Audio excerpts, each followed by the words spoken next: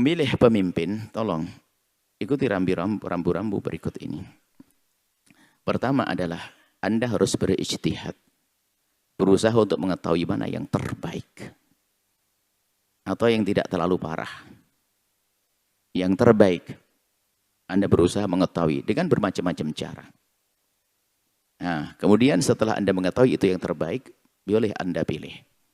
Dan di saat Anda memilih, betul-betul Anda terbebas dari yang kedua, terbebas dari kepentingan pribadi. Jangan gara-gara Anda seorang ustadz atau ustadzah ditawarin mau dibangunin pondok, lalu milih dia. Ini ustadz khianat. Gara-gara mau dikasih tender, karena dia seorang pemborong, ini sudah khianat. Jadi pilih dia karena sesuai dengan dasar ijtihad Anda.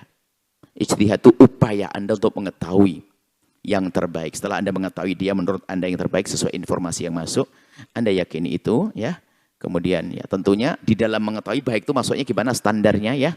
Standar baik itu adalah ya kalau bicara tentang keadilan dan sebagainya semua belum memimpin. Kita tidak pernah tahu bagaimana kenyataannya di alam nyata memimpin rakyat. Paling tidak begini, tidak terbukti dia meninggalkan sholat, tidak melakukan dosa besar, bukan minum khamr bersama dan sebagainya. Insya Allah kalau kita perhatikan tiga-tiganya bukan orang yang pelaku dosa gede lah kayaknya begitu. Kami tidak bisa, kami hanya meyakinkan gambaran. Akan tapi kemudian setelah itu tinggal ada nilai-nilai plus apa yang menjadikan Anda bisa mengunggulkan satu di antara yang lainnya. Setelah Anda mengetahui bahasanya itu yang terbaik, kemudian Anda pilih, ingat. Setelah memilih ijtihad, yang kedua adalah Anda memilih bukan karena kepentingan hawa nafsu Anda. Tapi betul-betul karena Allah. Maka nanti dahulukan dengan mohon kepada Allah di tengah malam tahajud dan seterusnya. Besok harinya harus Anda pilih selesai. Biarpun setelah itu keluar syaitan. Tidak dosa Anda. Wah syaitan rajanya. Pilihanmu. Enggak. Anda waktu memilih dengan ijtihad. Anda waktu memilih dengan upaya. Anda sudah tidak dosa. Begitu sebaliknya. Kalau milihnya hanya karena diiming-iming. Waduh kayaknya ini bangunin pondok katanya. Pilih dia. Tapi padahal dia astagfirullah innalillah. Tapi tidak apa-apa deh. Biar nanti penting bangun pondok lah, bangun pondok. Biarpun Anda memilih dia, kok dia jadi orang baik, Anda tetap salah. Karena waktu memilih, Anda dengan hawa nafsu Anda. Sederhana sebetulnya. Kemudian setelah itu, ya Anda tidak dosa. Asalkan Anda sudah dengan benar memilih dengan cara. Biarpun informasi yang sampai ke Anda bohong. Anda tidak tahu itu yang penting. Kan bermacam-macam. Itu orang di kampung itu, ada orang di kota sangat percaya 01 paling bagus. Tapi di kampung sebelah 02 yang paling di kampung sebelahnya 03. Kenapa kok beda-beda? Karena informasi yang masuk. Sehingga berbeda-beda. Ini ijtihad. Sehingga tidak boleh memastikan pilihanku adalah malaikat. Siapa bilang pilihanmu malaikat? Dari mana ada wahyu turun untuk milih dia? Nggak ada. Maka jangan sombong dengan pilihan. Sudahlah Anda ijtihad, berusaha.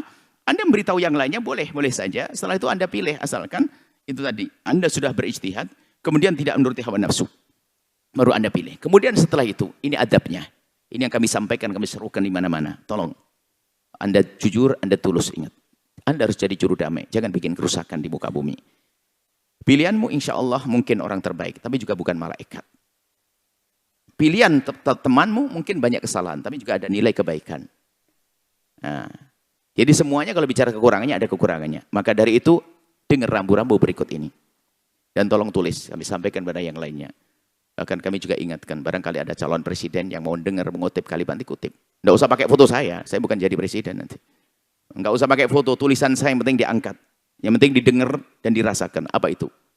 Sederhana. Sanjung calon pilihanmu sesuka hatimu, tapi jangan mencaci calon pilihan orang lain. Biarpun katanya calonnya hebat, tapi kalau sudah pengikutnya mencaci maki, dia yang merusak. Hari ini kita melihat, wah ada ini calon ini bagus hebat, tapi pengikutnya suka nyaci maki calon orang lain. Ini rendah, ini pengikutnya yang merusak. Pengikut yang merusak, caci maki. Dia nggak tulus dia, pasti nggak tulus. Karena kenapa harus caci maki? Siapa yang nyuruh caci maki? Karena kalau mencaci maki ini masalahnya besar. Kenapa? Saya mengambil dari pemahaman yang diajarkan baginda Nabi. Ayo, yang dengar Rasulullah. Dengar. Nabi itu melarang, hei anak muda jangan kau caci ibumu. Seorang anak muda kan bingung, masa ada seorang anak nyaci ibunya? Apakah ada orang nyaci ibunya ya Rasulullah? Oh ada. Kamu mencaci ibunya orang, maka orang itu akan marah lalu membalas mencaci ibumu. Kan begitu? Mungkin calonmu sangat baik, soleh, benar, cuman akhlakmu yang rusak calonmu. Karena apa? Gara-gara kamu mencaci calon orang lain ini ternyata memang akhlaknya nggak benar.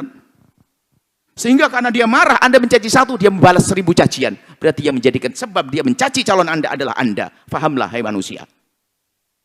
Saya capek dengan caci maki, permusuhan. Lihat 0102, lihat. Yang satu jadi presiden, satu jadi menteri. Kan udah beres minum teh bersama, kopi bersama. Tapi yang di bawah si kampret sama si cebong masih berantem. Saya tidak tertarik. Saya ikut grup pendukung, dimasukkan grup ini kayaknya semua pendukung masukkan kami ke grup, enggak tahu di grup-grup. Tiba-tiba ada katanya ini paling bagus nih, tapi pengikutnya caci maki, jelek-jelekin, mana akhlaknya? Gara-gara kamu ini orang nggak simpati sama bosmu tuh. Coba kalau pengikutnya beradab semuanya akhlak, tambah tersanjung ini. Makanya jangan rusak calon pemimpinmu tuh gara-gara akhlakmu suka caci maki. Selesai.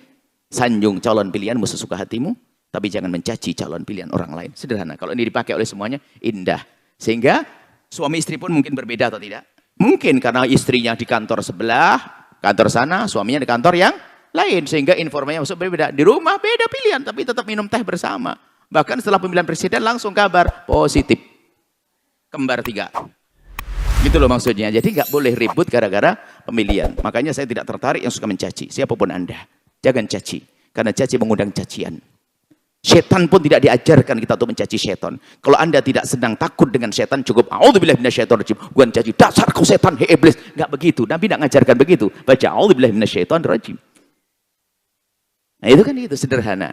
Caci maki adalah sudah kebiasaan orang-orang yang sok banget di atas mimbar. Wah, pakai sholawat, caci maki. Mana ada pendidikan Nabi Muhammad semacam itu? Siapa yang suruh mencaci? Apakah caci maki akan menggugah hatinya dia? Tapi menjelaskan tentang sebuah kebenaran lain cerita tanpa mencaci dan memaki. Itu saja, wallahu a'lam.